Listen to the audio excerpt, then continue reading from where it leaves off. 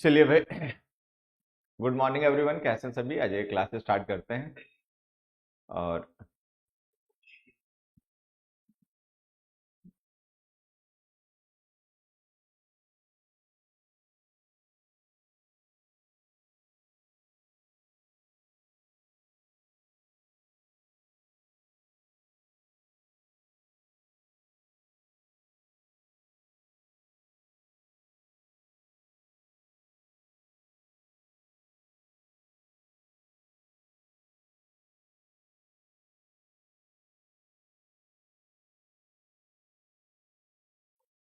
चलिए, good morning बच्चों, कैसे हैं सभी। आज एक क्लास स्टार्ट करते हैं।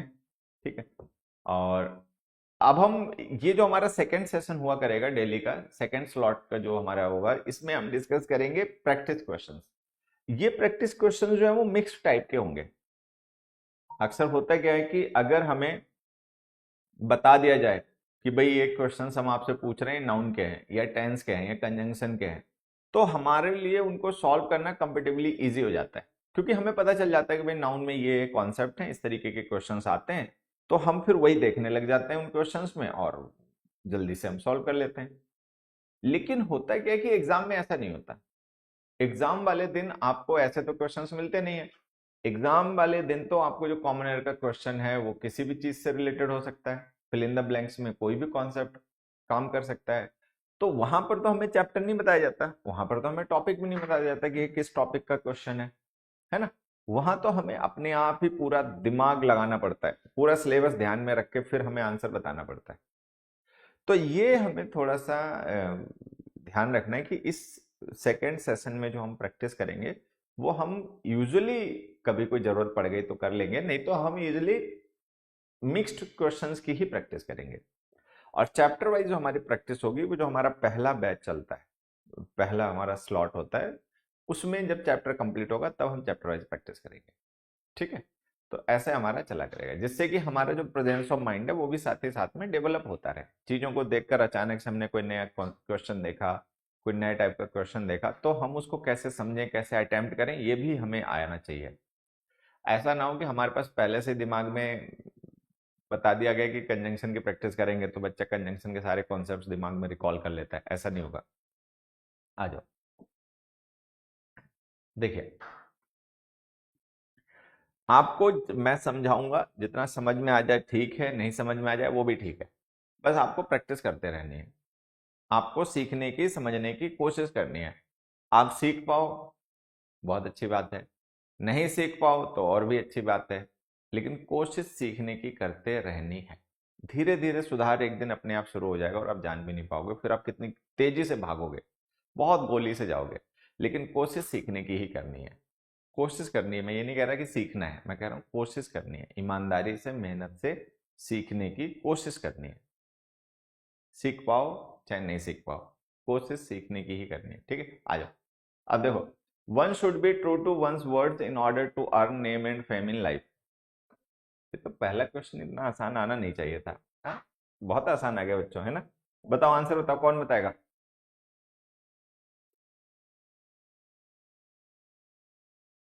One should be true to one's words in order to earn name and fame in life. Answer बताइए।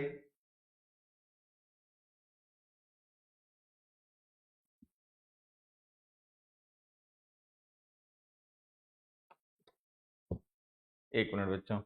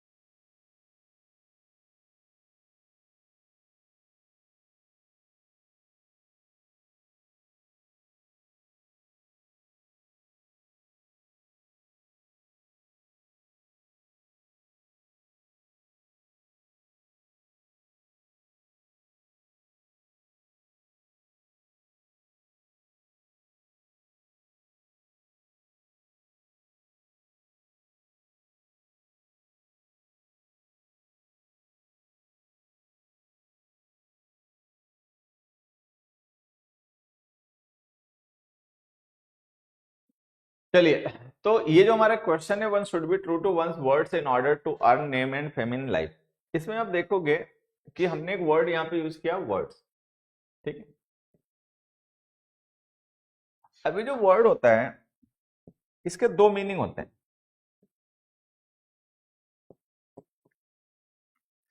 एक इसका मतलब होता है बच्चों, a group of letters which convey some meaning, a meaningful group of letters, एक तो मीनिंग ये होता है। एक इसका मतलब होता है कमिटमेंट, न्यूज भी होता है वैसे। अब आपको ध्यान ये रखना है कि ये जो इसका मीनिंग होता है ग्रुप ऑफ लेटर्स, इसमें ये होता है काउंटेबल, इसमें ये काउंटेबल नाउन होता है। लेकिन इसका मतलब जो कमिटमेंट या फिर न्यूज हो तो फिर ये अनकाउंटेबल हो जाता है।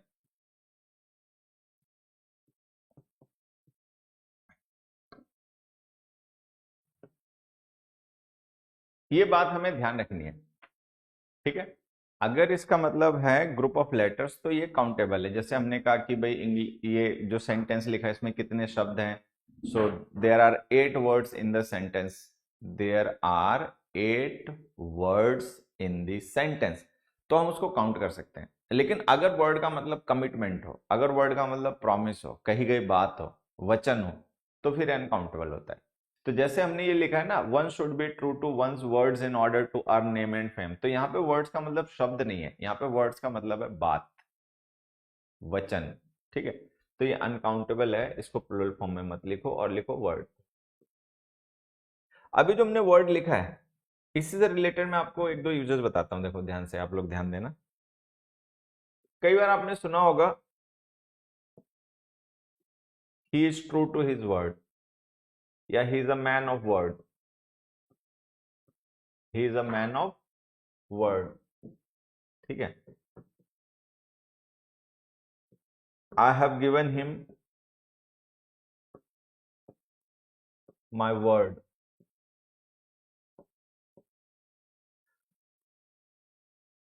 No word has come out yet.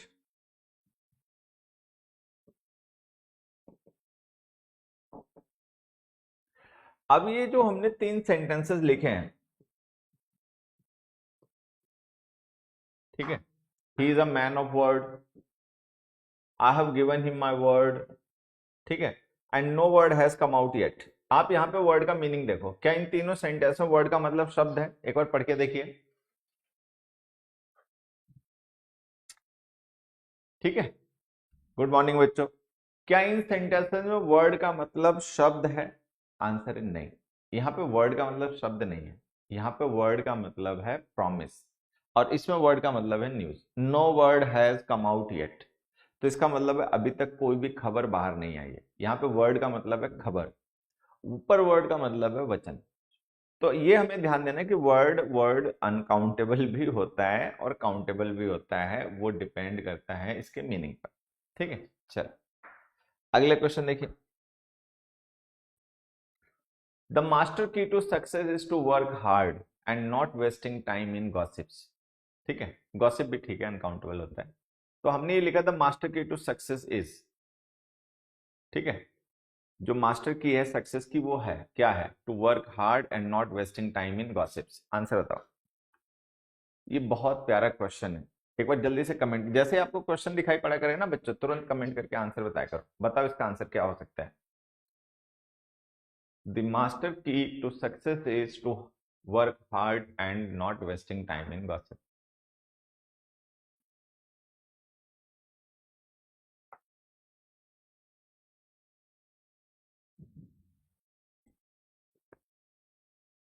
चलो मैं आपको समझाता हूं।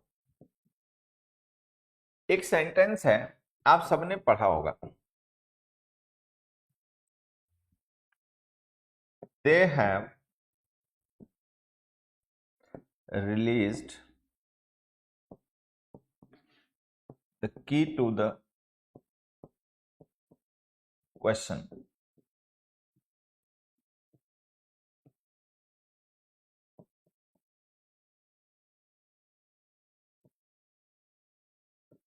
Hard work is the key to success.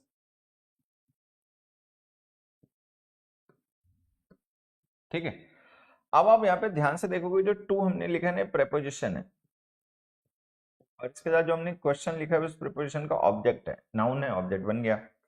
यहाँ पे जो हमने टू लिखा है ये प्रेपोजिशन है, और ये जो सक्सेस हमने लिखा है ये इसका ऑब्जेक्ट है, नाउन है तो ऑब्जेक्ट बन गया। तो हमें सबको ध्यान ये रखना है कि जो की नाउन के साथ हम टू लिखते हैं वो प्रेपोजिशन होता है। की टू समथिंग का मतलब होता है सोल्यूशन। ठीक है, की टू समथिंग का मतलब होता है सोल्यूशन टू समथिंग, ये हमें ध्यान रखना है। ठीक, अब ये जो हमने लिखा था master key to success is to work hard, ठीक, and not wasting time in gossips. आप यहां पर देखोगे कि ये जो हमने टू लिखा है प्रेपोजिशन, इसके साथ हमने सक्सेस को ऑब्जेक्ट बना के लिख दिया, ये ठीक है, the master key to success is. तो कई बार बच्चों को लगता है की के साथ में ऑफ आएगा, कई बार बच्चे ना ट्रांसलेशन करते हैं तो वो ऑफ लिखने की कोशिश करते हैं, लेकिन ये ध्यान देना की के साथ में टू प्रेपोजिशन यूज होती है अगर की का मतलब हो सोल्यूशन, किसी चीज का हल। आगे बढ़ते हैं। अब हमने लिखा था master key to success to work hard and not wasting time, ये एंड हमारा कंजंक्शन है। अभी थोड़ी देर पहले आप सबको ध्यान होगा कि हम कंजंक्शन ही चैप्टर पढ़ रहे थे। अब इस कंजंक्शन के थ्रू आप देखो हम इसे जोड़ किसे रहे हैं, हम यहाँ पे जोड़ रहे हैं दो कॉम्प्लीमेंट्स को। कैसे पता चला हम कॉम्प्लीमेंट्स को जोड़ रहे हैं? हाँ? क्योंकि जो वर्ब हमने लिखी ना वो लिंकिंग है, ये जो इज है ये लिंकिंग वर्ब है। तो इज लिंकिंग वर्ब है, लिंकिंग वर्ब के बाद जो हम लिखते हैं वो कॉम्प्लीमेंट होता है। तो यहाँ पर एक हमने इन्फिनेटिव लिखा टू वर्क हार्ड, और एक हमने वेस्टिंग लिखा जेरेंड। अब ध्यान से देखो जो वेस्टिंग है वो जेरेंड है, ठीक है, नेगेटिव फॉर्म में लिखा है नॉट के साथ, लेकिन जेरेंड है। टू वर्क हार्ड जो है वो इन्फिनेटिव है, इनको हम एंड से जोड़ रहे हैं, एंड हमारा कोऑर्डिनेट कंजंक्शन है। तो अभी हम पढ़कर आए हैं बिल्कुल इससे पिछले वाले बैच में कि जो कोऑर्डिनेट कंजंक्शंस होते हैं वो सेम रैंक के स्ट्रक्चर्स को जोड़ते हैं, सेम रैंक के स्ट्रक्चर्स। तो अगर ये इन्फिनेटिव है तो वो भी इन्फिनेटिव होना चाहिए, to work hard and not to waste time in gossip, ठीक है। या फिर अगर ये जेरेंड है तो ये भी जेरेंड होना चाहिए, the master key to success is working hard and not wasting time in gossip. अब हम क्या करेंगे सेंटेंस से हो जाए, तो हम इसको दो तरीके से सही कर सकते हैं कि टू वर्क हार्ड को आप कर दो वर्किंग हार्ड, जेरेंड बना दो, वेस्टिंग जेरेंड है इसको भी जेरेंड बना दो। या फिर दूसरा तरीका क्या है कि ये इन्फिनेटिव है टू वर्क हार्ड, तो वेस्ट को भी इन्फिनेटिव बना दो, नॉट टू वेस्ट टाइम। दोनों में से कोई भी तरीके से आप इसको सही कर सकते हो। ऐसी सिचुएशन में आपको करेक्शन करना चाहिए बाद वाला। जब कभी आपको लगे कि हम किसी एक सेंटेंस को दो तरीके से सही कर सकते हैं, हम यहां भी करेक्शन कर सकते हैं और बाद में भी करेक्शन कर सकते हैं, तो फिर हमें बाद वाला ही करेक्शन करना चाहिए। तो जो वेस्टिंग लिखा ना इसको लिखो to waste, not to waste. तो एंड कोऑर्डिनेट कंजंक्शन है जो सेम रैंक के स्ट्रक्चर उसको जोड़ेगा, ये इन्फिनेटिव है तो बाद वाला भी इन्फिनेटिव होना चाहिए। तो लिख दो to work hard and not to waste. Not के साथ में टू लिखने की दोबारा जरूरत भी नहीं है, मैं आपको बताऊं, हालांकि ऑप्शनल होता है, आप चाहो तो लिख सकते हो, लेकिन इसकी जरूरत भी नहीं है। क्यों जरूरत नहीं है? क्योंकि जब हम दो इन्फिनेटिव्स को एंड से जोड़ते हैं तो बाद वाले को बेयर फॉर्म में लिख देते हैं बिना टू के। तो आप वेस्टिंग की जगह केवल वेस्ट लिख दो, काम चल जाएगा। The master key to success is to work hard and not waste time in gossip, ठीक। ये जो हमने टू नहीं लिखा है बाद में, अगर ये किसी को समझ में नहीं आया हो तो मैं आपको सिखा देता हूं। देखो हमने एक सेंटेंस लिखा, they decided to meet and to help him.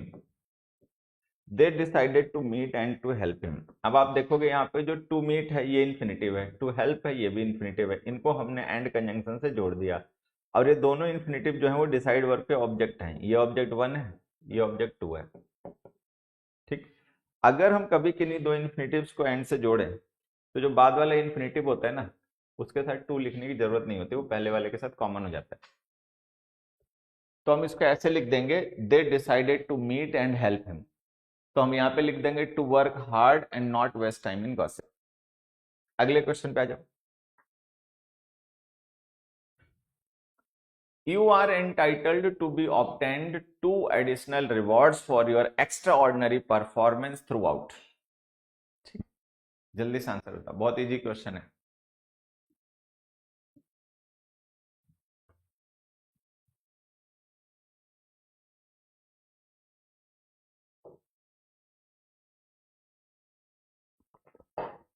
देखो बच्चों, आप पता नहीं समझ नहीं पा रहे या मैं बार बार समझा नहीं पा रहा। आपकी रोज 2 क्लास होंगी। फर्स्ट क्लास में आप कॉन्सेप्ट सीखोगे चैप्टर वाइज, सेकंड क्लास में हम मिक्स्ड क्वेश्चंस की प्रैक्टिस करेंगे। ठीक है, तो ये आज की हमारी सेकंड क्लास है, इसमें हम मिक्स्ड क्वेश्चंस की प्रैक्टिस कर रहे हैं, हमें वो सीखना है। तो ऐसा कोई नहीं है कि सारे क्वेश्चन एक ही चैप्टर से होंगे, अलग अलग चैप्टर से होंगे, अलग अलग कॉन्सेप्ट से होंगे। आंसर बताओ बच्चों।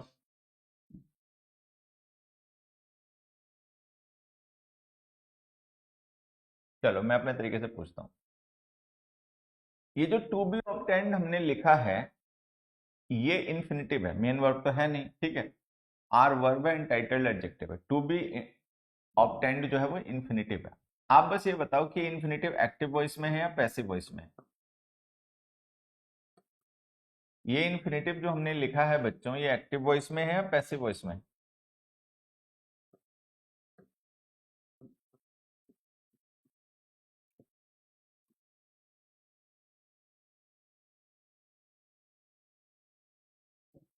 पैसिव वॉइस में, वेरी गुड, बहुत अच्छी बात है। To be plus third form passive ही होता है, ये तो सबको पता ही होना चाहिए कि to be plus third form passive ही होता है। देखो जैसे ये जो टू प्लस वर्ब की फर्स्ट फॉर्म, मैं यहाँ पे थोड़ा सा आपको समय लेके समझा देता हूँ। देखो ये जो रोज आपको ना कुछ नई बातें सीखने, समझने, जानने को मिलेंगी क्वेश्चंस के थ्रू, उनको आपको ना रिवाइज करते रहना है, उनके अपने नोट्स बना के उनको लिख लेना है। To be plus first form ये इन्फिनिटिव है, to be plus third form ये भी इन्फिनिटिव है। डिफरेंस क्या है आप समझ पाए होंगे। टू प्लस वर्ब की फर्स्ट फॉर्म ये इन्फिनिटिव है एक्टिव वॉइस का, ठीक है। To be plus third form ये इन्फिनिटिव है पैसिव वॉइस का। ये दोनों ही इन्फिनिटिव है, ठीक है। तो ये पैसिव वॉइस का इन्फिनिटिव है, पहचान लिया होगा। चलो एक चीज और देख लेते हैं फिर तो। ये जो हमने टू एडिशनल रिवॉर्ड्स लिखा है, ये ऑब्जेक्ट है उस इन्फिनिटिव वाली वर्ब का, ठीक है। You are entitled to be obtained what, तो व्हाट का रिप्लाई आ गया टू एडिशनल रिवॉर्ड्स। तो टू एडिशनल रिवॉर्ड्स क्या है, इस वर्ब का ऑब्जेक्ट हो गया, इन्फिनिटिव वर्ब का ऑब्जेक्ट हो गया। ये सब समझ में आ रहा है। चलो अब एक मैं ऐसे क्वेश्चन आपसे पूछता हूं आउट ऑफ क्यूरियोसिटी, सभी लोग बताना कि अगर हम कभी किसी वर्ब को एक्टिव वॉइस से पैसिव वॉइस में चेंज करें, जैसे यहाँ पे इन्फिनिटिव हमारा पैसिव वॉइस में लिखा हुआ है, तो अगर हम कभी किसी वर्ब को एक्टिव वॉइस से पैसिव वॉइस में चेंज करें तो वहां पर क्या होता है। वर्ब का जो सब्जेक्ट है वो वर्ब का ऑब्जेक्ट बन जाता है, ठीक है, या वर्ब का जो ऑब्जेक्ट है वो वर्ब का सब्जेक्ट बन जाता है, या दोनों ही काम हो जाते हैं, या कोई भी इनमें से काम नहीं होता। किसी वर्ब को एक्टिव से पैसिव में चेंज करने पर क्या होता है। एक्टिव वर्ब का ऑब्जेक्ट जो है वो सब्जेक्ट बन जाता है पैसिव वर्ब का, पैसिव वर्ब का जो एक्टिव वर्ब का जो ऑब्जेक्ट है वो पैसिव वर्ब का सब्जेक्ट बन जाता है, दोनों ही काम होते हैं, एक भी काम नहीं होता है, क्या होता है बताओ। किसी वर्ब को एक्टिव से पैसिव में चेंज करने पर क्या होता है। एक्टिव वॉइस का सब्जेक्ट पैसिव वॉइस का ऑब्जेक्ट बन जाता है, एक्टिव वॉइस का ऑब्जेक्ट पैसिव वॉइस का सब्जेक्ट बन जाता है, दोनों ही काम हो जाते हैं, एक भी काम नहीं होता, क्या होता है।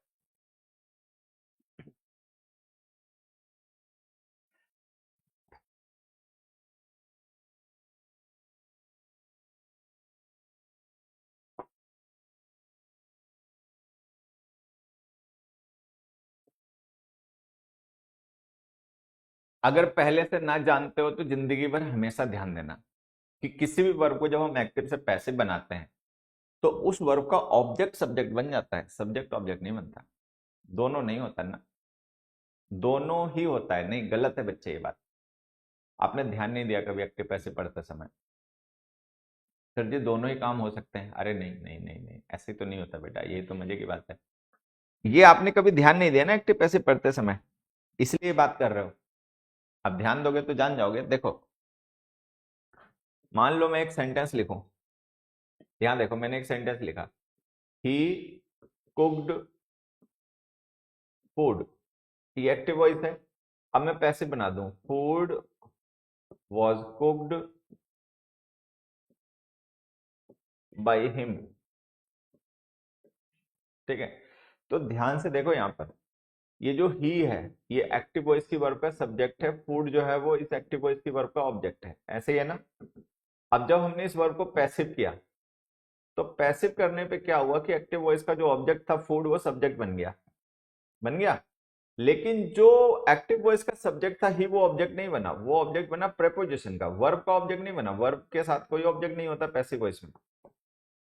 तो मैं आपको समझाना ये चाहता हूं कि एक्टिव वॉइस से पैसिव बनाते समय जो ऑब्जेक्ट होता है वो तो सब्जेक्ट बन जाता है, लेकिन सब्जेक्ट ऑब्जेक्ट नहीं बनता, प्रेपोजिशन का ऑब्जेक्ट बनता है, वर्ब का नहीं बनता।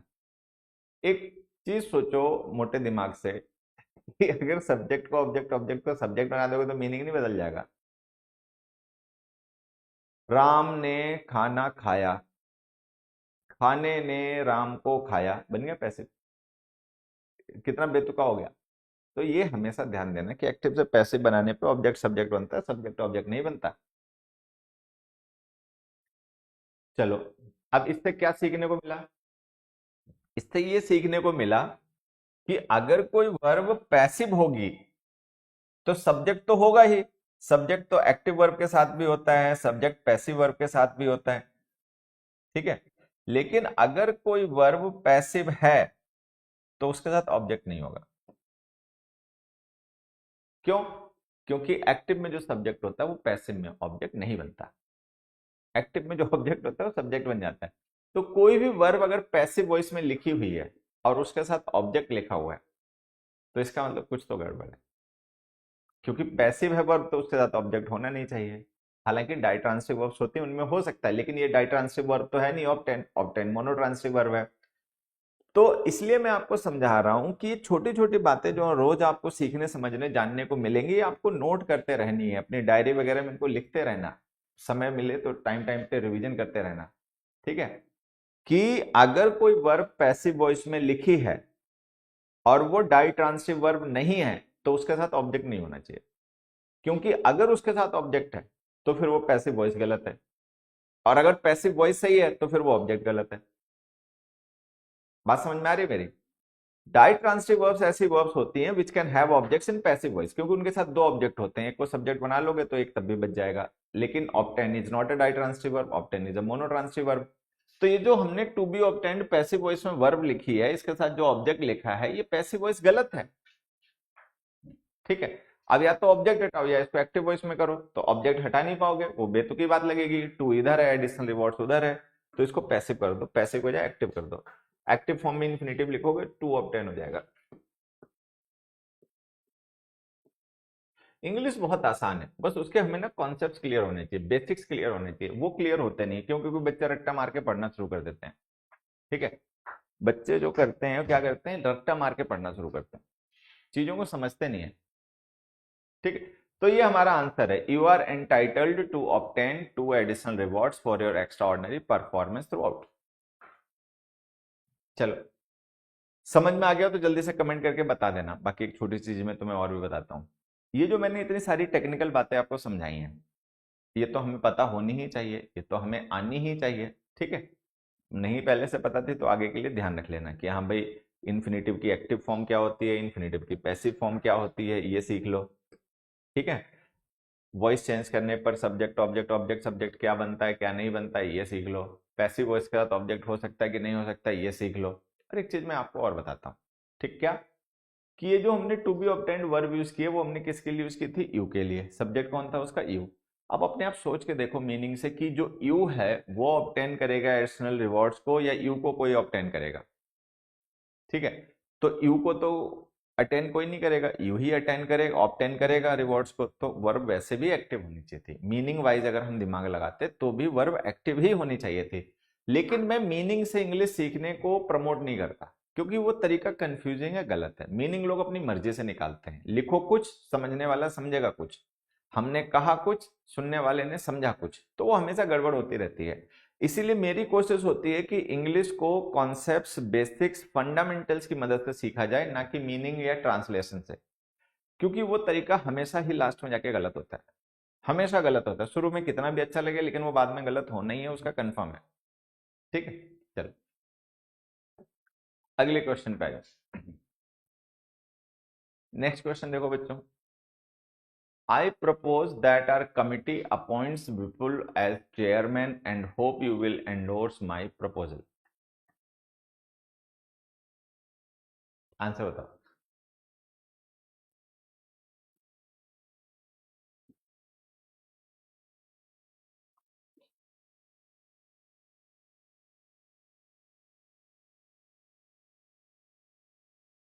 I propose that our committee appoints Vipul as chairman and I hope you will endorse my proposal. चल कोई बात नहीं, मैं बताता हूं। देखो मैंने एक सेंटेंस लिखा,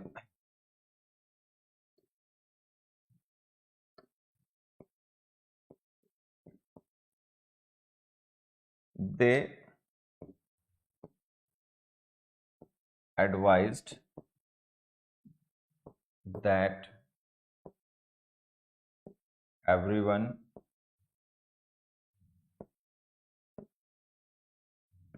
worked hard. They advised that everyone worked hard. ठीक है, लिख दिया। चल अब इसके आगे देखो, ये जो मैंने इतना जो स्टेटमेंट लिखा है एवरीवन वर्कड हार्ड, ये सही है गलत, बस ये बताओ। एवरीवन वर्कड हार्ड कहीं पे केवल इतना लिखा हो एवरीवन वर्कड हार्ड, तो ये सही है गलत? छोड़ दो आप उसे, आपने दिमाग लगा लिया, आपको समय मिला, अब जो मैं कह रहा हूं उसको सुनो। एवरीवन वर्कड हार्ड इतना लिखा है, ये सही है गलत? सभी लोग बताइए।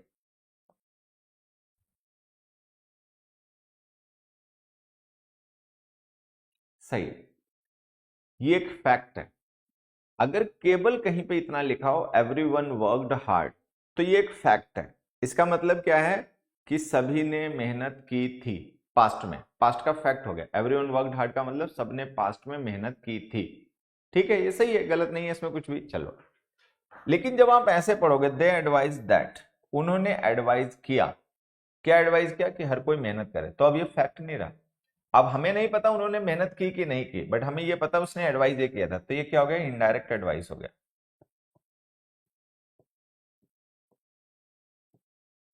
अब ध्यान से सुनो, ये सारे कॉन्सेप्ट्स आपको अब पढ़ाए जाएंगे, अगर आपने पहले से कभी ना पढ़े सुने हो तो धीरज रखना पड़ेगा।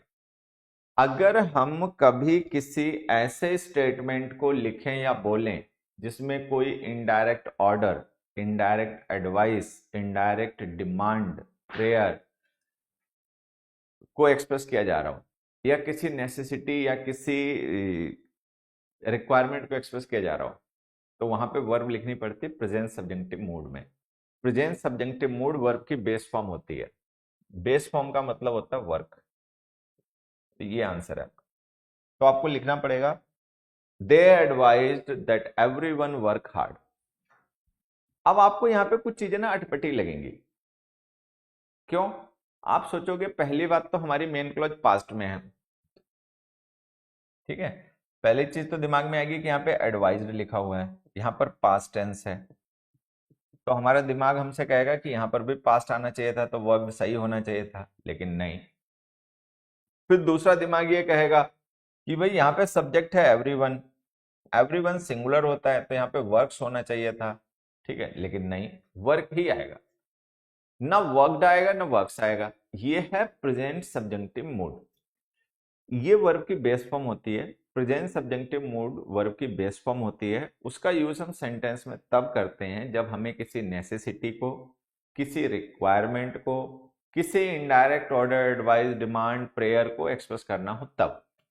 तो अगर ये सेंटेंस केवल लिखा होता है एवरीवन वर्कड हार्ड, तो हम इसे सही मानते, क्योंकि तब हम इसे फैक्ट मान लेते। लेकिन जब हम लिख रहे हैं they advise that everyone worked hard, तो हम इसे फैक्ट नहीं मान सकते, ये इनडायरेक्ट एडवाइस है, तो इसको प्रेजेंट सब्जेक्टिव मूड में लिखना पड़ेगा वर्ब की बेस फॉर्म। ठीक है, ये हमारा आंसर है। अब अपने क्वेश्चन फिर से पढ़ो, ये जो क्वेश्चन है ना बच्चे, इसे फिर से पढ़ो, सभी लोग पढ़ो फिर से।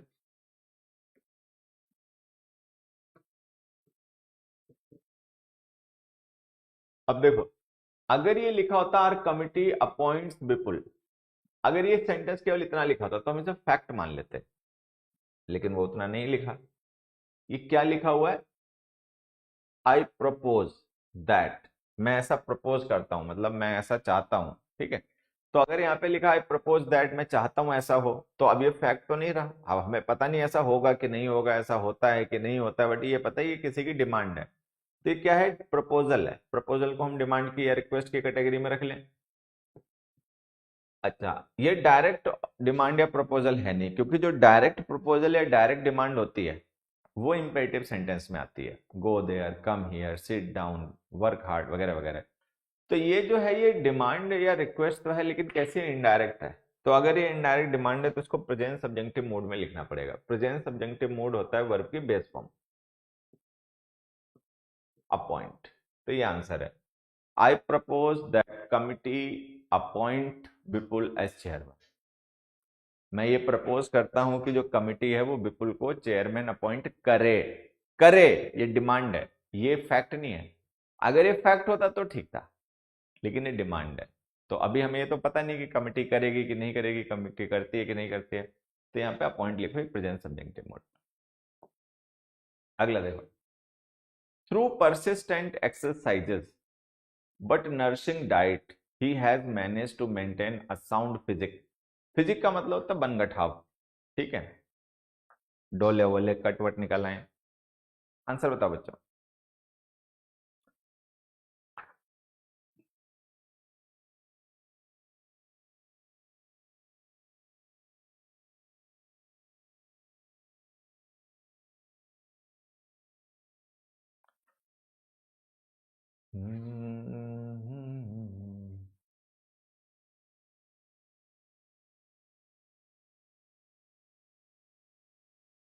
जल्दी बताओ आंसर, इतना मुश्किल क्वेश्चन नहीं है बेटा।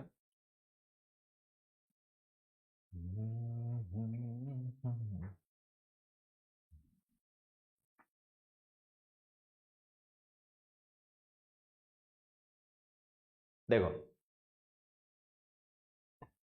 इस क्वेश्चन को थोड़े समय के लिए हम छोड़ देते हैं। एक दूसरा क्वेश्चन है, मैं उस पर आपका ध्यान ले जाता हूं। देखो, एक मैंने क्वेश्चन लिखा बच्चों,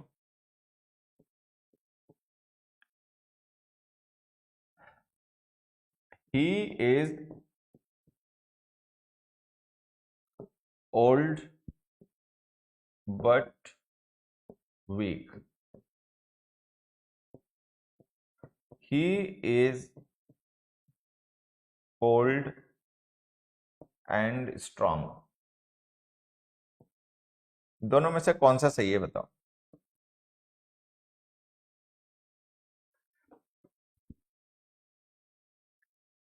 he is old but weak, he is old and strong. दोनों में से कौन सा सही है, कौन सा गलत है?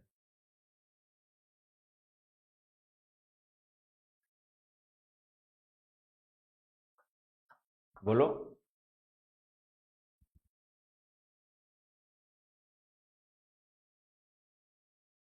आप देखो, यहां पर हमको ये कह रहे हैं कि कोई पर्सन जो है वो ओल्ड है, कमजोर भी है,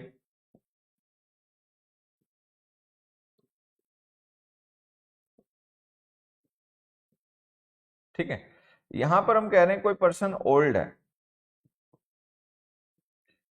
और ताकतवर है, स्ट्रांग है।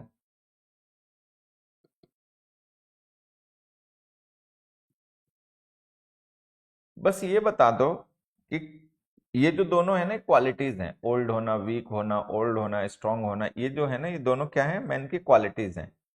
इनमें से कौन सी क्वालिटीज जो हैं वो नॉर्मल पेयर हैं, कौन सी ऐसी अब नॉर्मल पेयर है, कौन सी एक्सपेक्टेड है, कौन सी अनएक्सपेक्टेड है, कौन सा लॉजिकल कॉम्बिनेशन है, कौन सा कंट्रास्टिंग कॉम्बिनेशन है।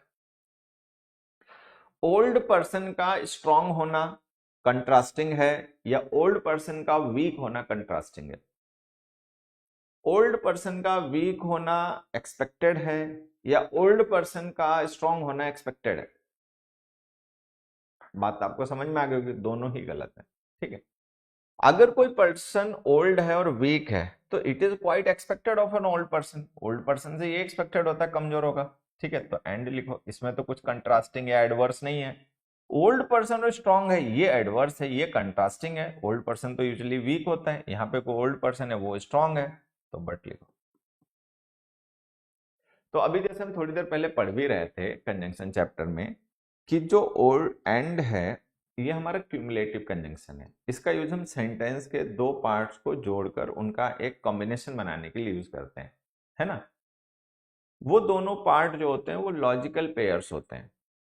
दोनों पार्ट्स जिन्हें हम दो से ज्यादा भी हो सकते हैं वो लॉजिकल पेयर्स होते हैं। लेकिन अगर हम कभी किसी सेंटेंस में दो ऐसे पार्ट्स को जोड़ने की कोशिश करें जो लॉजिकल पेयर ना होते हो, कंट्रास्टिंग पेयर्स होते हैं, तो फिर हमें बट लिखना चाहिए वहां पे। तो ओल्ड पर्सन का स्ट्रांग होना कंट्रास्टिंग सिचुएशन है, एडवर्स सिचुएशन है। अब वहां पढ़ो क्या लिखा। थ्रू परसिस्टेंट एक्सरसाइज, ठीक है। परसिस्टेंस का मतलब लगातार, लगातार अभ्यास करते रहने से, और नर्सिंग डाइट, ठीक है, और मतलब पोषण देने वाली डाइट भोजन करने से ही manage to maintain a sound physique. तो क्या इनमें कोई कंट्रास्ट है? ध्यान से देखो, ये कोई कंट्रास्ट नहीं है, ये कॉम्प्लीमेंट्री पेयर है। ये एडवर्स पेयर नहीं है, कंट्रास्टिंग नहीं है, कॉम्प्लीमेंट्री है। भाई खूब अभ्यास करा, एक्सरसाइज करी, बढ़िया अपना पोषण देने वाला खाना खाया, ठीक है, नर्सिंग फूड खाया, खूब खींच के एक्सरसाइज की तो बढ़िया बॉडी बन गई। तो इसमें कुछ कंट्रास्ट तो है नहीं। अगर कुछ कंट्रास्ट नहीं है तो फिर एंड लिखो, बट तो गलत लिखोगे, ठीक है। तो हम क्या लिखेंगे? Through persistent exercises and nursing diet, लगातार एक्सरसाइजेस सॉल्व करने से और नर्सिंग फूड खाने से, ठीक है, उसने अपनी बढ़िया बॉडी बना ली। एक्सपेक्टेड पेयर है, कॉम्प्लीमेंट्री है, कंट्रास्टिंग नहीं है। तो अगर हम कभी किन्हीं दो ऐसे पार्ट्स को सेंटेंस के ज्वाइन करें जो कॉम्प्लीमेंट्री पेयर हो तो एंड लिखो, कंट्रास्टिंग हो तो बट लिखो, ठीक है। आगे आ जाओ। The corporation made substantial investment of production of fertilizers and pesticides. Easy question है, आंसर सभी लोग अपने आप बताएंगे और तुरंत बताएंगे।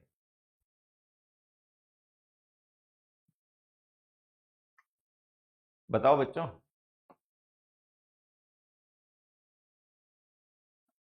जैसे हमने एक क्वेश्चन लिखा, the corporation made substantial investment of production of fertilisers and pesticides.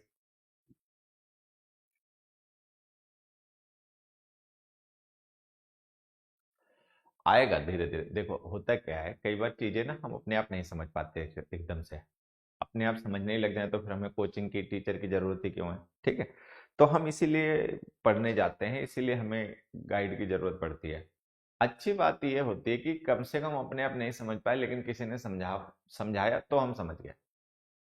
तो इसका मतलब ठीक है, कम से कम समझ तो लेते हैं। अपने आप नहीं समझ लेते, किसी के समझाने से तो समझ लेते हैं।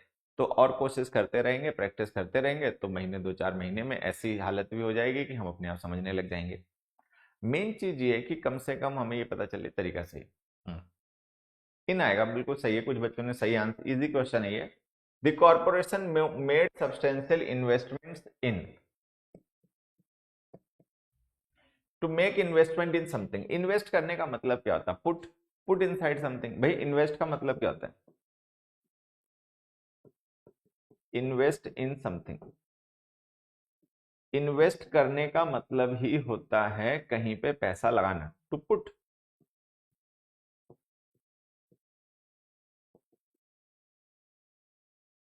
ठीक है। तो ये जो इन्वेस्ट का तो ऑफ प्रोपोर्शन लिखी थी वो गलत थी। देखो, the corporation made substantial investment where, in production of fertilisers and pesticides, ठीक। तो इन प्रोडक्शन ऑफ जो हमने लिखा है ना, ये वेयर का रिप्लाई है, तो यहाँ पे इन प्रिपरेशन आ जाएगा, ठीक है। अगला देखो। Many a children had died in a terrible bus accident the day before yesterday. Many a children had died in a terrible bus accident the day before yesterday.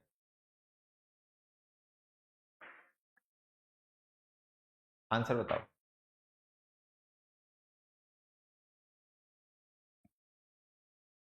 मैं बताता हूं। यहां पर दो क्वेश्चंस में लिख रहा हूं, जिसको समझ में आ जाएगा वो आंसर बताएगा तुरंत। एक क्वेश्चन है, many a trees bear no fruit.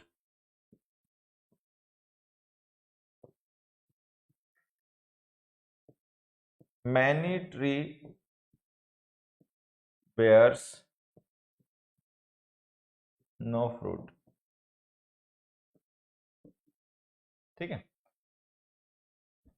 बताओ आंसर कौन सा सही, इन दोनों में से कौन सा गलत है?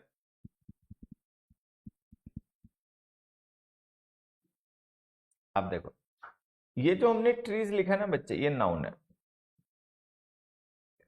और ये जो ट्री लिखा है ये भी नाउन है। ये नाउन हमारा सब्जेक्ट है। इसके साथ हमने यहाँ पे डिटर्मिनर लिखा है मैनी ए, यहाँ पर हमने डिटर्मिनर लिखा है मैनी। ठीक, उसके बाद की चीज अगर आप समझना चाहो तो ये जो मैनी या ट्रीज हमने लिखा है, ये नाउन फ्रेज हमारी सब्जेक्ट है, और ये नाउन फ्रेज भी हमारी सब्जेक्ट है।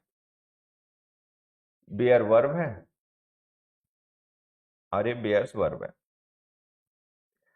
नो फ्रूट जो है वो ऑब्जेक्ट है, और नो फ्रूट जो है वो ऑब्जेक्ट है। अब आपको ध्यान ये रखना है कि जो मैनी ए है, ये डिस्ट्रीब्यूटिव नेचर का डिटर्मिनर है। बहुत पॉपुलर या कॉमन नहीं है, इंग्लिश में कम यूज होता है, लेकिन एग्जाम में मान के चलिए आपको मिल जाएगा। ठीक है, वैसे नहीं यूज होता है, कॉमन यूज नहीं होता है इसका एकेडमिक इंग्लिश में, लेकिन हाँ एक डिटर्मिनर तो है ही। ठीक, तो हमें ध्यान ये रखना है कि मैनी के साथ में जो हम, मैनी जो होता है ये हमारा डिटर्मिनर डिस्ट्रीब्यूशन का होता है, जैसे ईच एवरी आइदर नाइदर होते हैं ना, वैसे ही होता है। तो जो भी डिस्ट्रीब्यूशन के डिटर्मिनर्स होते हैं उनके साथ में नाउन्स को सिंगुलर फॉर्म में लिखा जाता है। तो मैं काउंटेबल नाउन्स को सिंगुलर फॉर्म में लिखा जाता है, तो हम मैनी के साथ लिखेंगे ट्री। ठीक है, अब जिस नाउन को ये डिटरमिन कर रहा था वो सिंगुलर हो गया, और वो नाउन सब्जेक्ट है, तो अगर वो नाउन सिंगुलर हो गया और सब्जेक्ट है तो उसके लिए फिर वर्ब भी सिंगुलर लिखनी पड़ेगी, तो यहाँ पे लिखो बियर्स। अच्छा, मैनी के साथ में क्या है कि मैनी जो है ये काउंटेबल नाउन्स का डिटर्मिनर जो प्लूरल नंबर के होते हैं, यहाँ पे लिखना पड़ेगा ट्री। अब मैनी जिस नाउन को डिटरमिन कर रहा था वो प्लूरल हो गया, ट्रीज लिखना पड़ेगा। अगर वो प्लूरल हो गया तो उसको जिस वर्ब के लिए यूज कर रहे थे उस वर्ब को भी प्लूरल करना पड़ेगा, तो बेयर लिखो। अच्छा, मीनिंग सेम होता है, बात दो है लेकिन, मतलब सेंटेंस दो है लेकिन मीनिंग एक है। तो हमें ये ध्यान देना है कि मैनी ए और मैनी दोनों ही डिटर्मिनर्स होते हैं। मैनी ए का और मैनी दोनों का यूज हम काउंटेबल नाउन्स के साथ करते हैं। मैनी के साथ नाउन प्लूरल लिखा जाता है, मैनी ए के साथ सिंगुलर लिखा जाता है।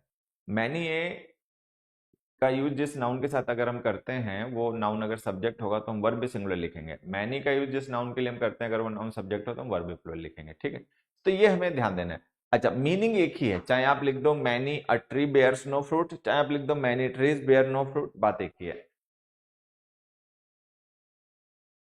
ठीक, अब इधर आ जाओ। Many a children had died in a terrible bus accident the day before yesterday.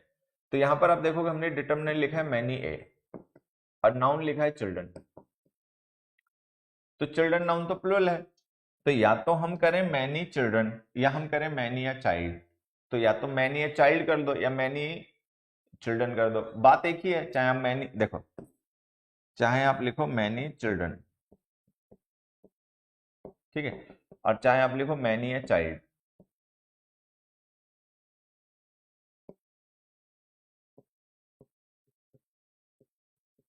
बात एक ही है।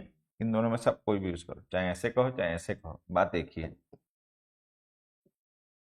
ठीक है, तो अब जब हमें पता बात एक ही है तो बाद वाला करेक्शन कर दो। तो लिखो many a child had died in a terrible bus accident. हाँ, मैनी चिल्ड्रन भी लिख सकते हो, मैं ये नहीं कह रहा कि लिख दोगे तो गलत हो जाएगा, वो भी सही है। एक ही बात होती है, तो जब हमें पता है many children many a child एक ही बात है, तो करेक्शन बाद वाला कर दो, तो वो हमारा आंसर हो गया। अगला देखो, his assistant told me that his boss first went to the Mexico and then to the Netherlands।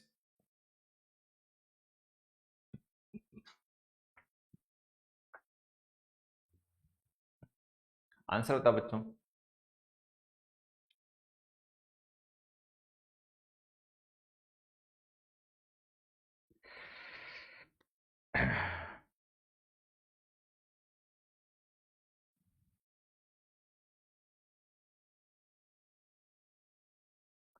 Chapter wise practice दूसरे बैच में होगी, इस बैच में ऐसे ही चलेगा। ठीक है, जो बता दिया गया वही होगा।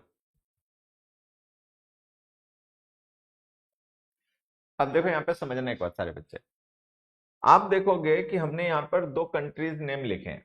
एक हमने लिखा है नीदरलैंड्स, एक हमने लिखा है मैक्सिको। ठीक है, ये दोनों नाउन है, नेम्स ऑफ कंट्री हैं। चलो, यहां पर भी हमने द लिखा है, यहां पर भी द लिखा है। आप सबने आर्टिकल में कभी ना कभी ऐसा पढ़ा होगा कि वैसे तो हम कंट्री नेम्स के साथ में कोई डिटर्मिनर का यूज नहीं करते, ठीक है। कुछ कंट्रीज हैं जिनके नाम के साथ में द लिखा जाता है, जो यूनियंस हैं, जैसे the USA, the UK, the UAE, the USSR, ठीक है। या ऐसी कंट्री जो प्लूरल फॉर्म में लिखी जाती हैं, द बहामास, ये भी मतलब यूनियन होती हैं, आइलैंड्स वगैरह के ग्रुप होती हैं, ठीक है। द वेस्ट इंडीज, ठीक है, द फिलीपींस, ठीक है, ऐसे। या फिर जिनके साथ में कोई डिस्क्रिप्शंस लिखे होते हैं, the Democratic Republic of Congo, the People's Republic of China, the democratic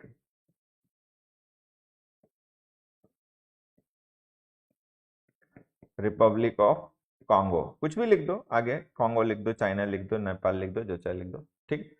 तो यहां पर हमें ध्यान देना है कि ऐसी कंट्रीज जो यूनियंस होती हैं उनके साथ हम द लिखते हैं, ऐसी कंट्रीज जो प्लूरल फॉर्म में लिखी जाती हैं उनके साथ हम द लिखते हैं, वो भी यूनियंस ही होती हैं।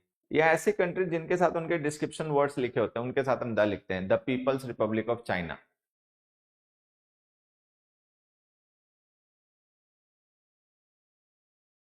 ठीक है, यहाँ पे ध्यान रहेगा। चलो, अब देखो, ये जो नीदरलैंड्स है इसके साथ जो हमने द लिखा है ठीक है, मैक्सिको के साथ जो लिख दिया ये गलत है, ठीक है। तो मैक्सिको है, इंडिया है, नेपाल है, श्रीलंका है, चाइना है, इनके साथ द ना लिखें, ठीक है। His assistant told me that his boss first went to Mexico and then to the Netherlands. अगला देखो, I have been waiting for my turn for more than half hour.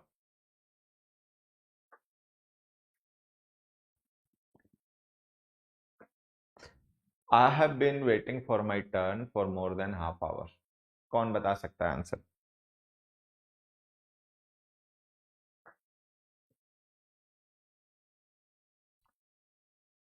I have been waiting for my turn for more than half hour.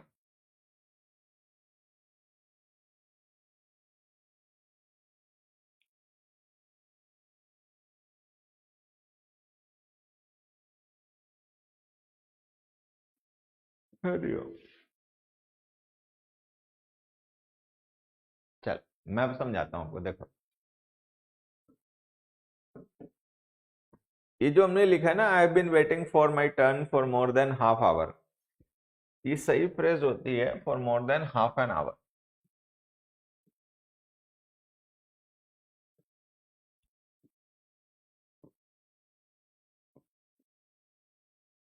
ठीक है, half an hour का मतलब होता है half of an hour which is 30 minutes.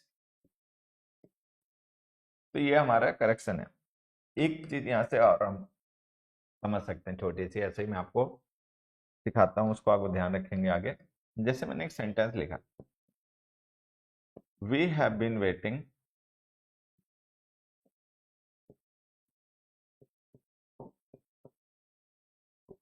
For 1.5 hour. बताओ सही है गलत? वी हैव बीन, हाँ, आधे घंटे को हाफ एन आवर कहा करो, क्यों कहते हैं ऐसा हम वो नाउन में पढ़ लेंगे, बट अभी ध्यान रखना it is half an our not half hour, ठीक है।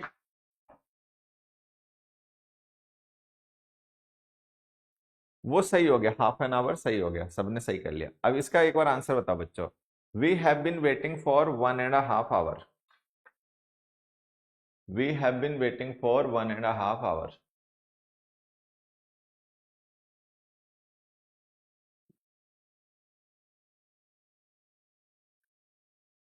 देखो, ये जो हमने लिखा है ना हाफ एन आवर, उसका मतलब है आधा घंटा, 30 मिनट। ये हमने लिखा we have been waiting for 1.5 hour, तो ये हो गया 1, ये हो गया एंड, जिसका मतलब है प्लस, ये हो गया हाफ, जिसका मतलब है इतना, तो 1.5 मिलके हो गया इतना, 1.5 एक से ज्यादा है। तो जब हम कभी एक से ज्यादा का यूज करते हैं किसी भी नाउन के लिए, जैसे कि हमारा हो गया डिटरमिनर, ये न्यूमरल है, 1.5 1.5 ये न्यूमरल है। न्यूमरल्स डिटरमिनर होते हैं, काउंटेबल नाउन्स के साथ लिखे जाते हैं, और ये आवर नाउन है। ठीक है, अब जो आवर नाउन हमने लिखा वो ध्यान से देखो, सिंगुलर फॉर्म में। आवर सिंगुलर है, प्लूरल फॉर्म उसकी आवर्स होती है। सबको पता होगा कि इंग्लिश में सिंगुलर वन होता है और मोर देन वन जो होता है वो प्लूरल होता है, सबको पता ही होगा। अब ये जो 1.5 हमने लिखा है, ये सिंगुलर है या प्लूरल है, बताओ। 1.5 जो है ये सिंगुलर है या प्लूरल है? प्लूरल हो गया ना, क्योंकि एक से ज्यादा है। तो अगर ये नंबर प्लूरल है तो जिस नाउन के लिए इसका यूज कर रहे हो उसको भी तो प्लूरल फॉर्म में लिखो, तो लिखो आवर्स, 1.5 आवर्स, एक से ज्यादा हो गया। तो ये दो चीजें ध्यान देना कि ये है half an our, half an hour का मतलब है 30 मिनट, ये है 1.5 आवर्स, इसका मतलब है 1.5 घंटा, 90 मिनट। तो अगर हम हाफ से पहले कभी कोई नंबर लिख दें, 1 2 3 4 कुछ भी, तो फिर प्लूरल फॉर्म लिखा करो। तो यहां पर हमने आवर लिखा है, यहां पर आवर्स लिखा है, तो दोनों का डिफरेंस समझ लेना है कि यहाँ पे आवर क्यों लिखा क्योंकि सिंगुलर था, यहाँ पे आवर्स क्यों लिखा क्योंकि प्लूरल हो गया। ठीक है, तो हम इसको लिखेंगे we have been waiting for 1.5 hours. अभी इतना ध्यान रखना, बाकी नाउन नाउन चैप्टर पढ़ेंगे तो कॉन्सेप्ट्स क्लियर होते रहेंगे। अगला देखो, the guard on duty forbade the visitors walking on the green patches.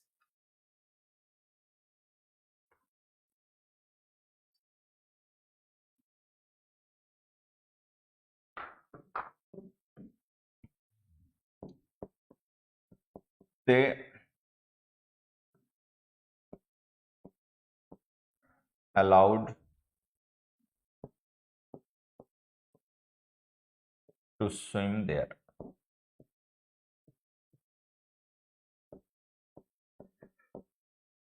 They allowed the man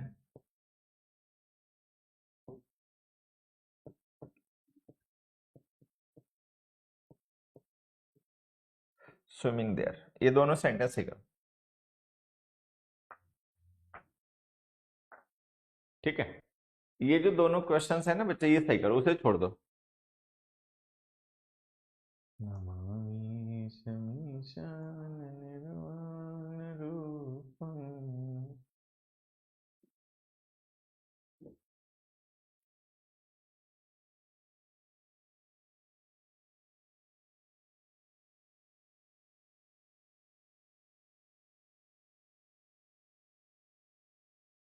चल देखो मैं बताता हूँ बच्चे, यहाँ पे क्या है।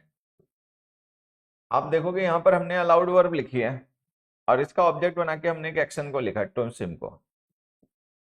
यहाँ पर भी हमने अलाउड वर्ब लिखी है और उसके बाद हमने ऑब्जेक्ट बना के एक डूअर को लिखा है जो किसी वर्ब के लिए यूज किया गया है।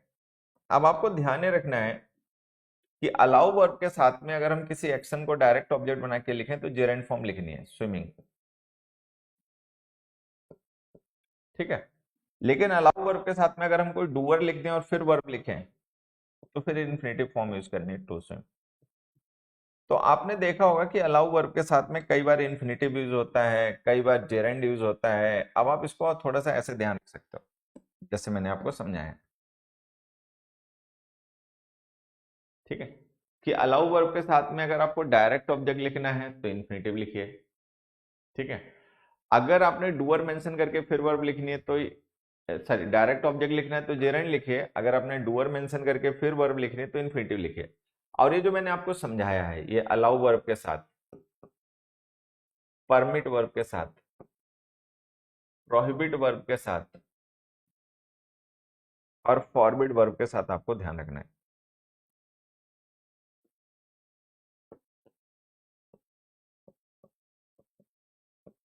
तो ये जो वर्ब्स हैं कौन कौन सी देख लो ध्यान से, अलाउ, परमिट, प्रोहिबिट और फॉरबिड, ये परमिशन की वर्ब हैं जिनके थ्रू हम किसी को कोई काम करने की परमिशन देते हैं या नहीं देते हैं। ठीक है, तो इन वर्ब्स के साथ में हम इस तरीके से यूज करते हैं इन्फिनिटिव या जेरेंट। देखो यहाँ पे हमने वर्ब लिखी है फॉरवर्ड, और फॉरवर्ड के बाद में हमने लिखा है विजिटर्स जो कि डूअर है।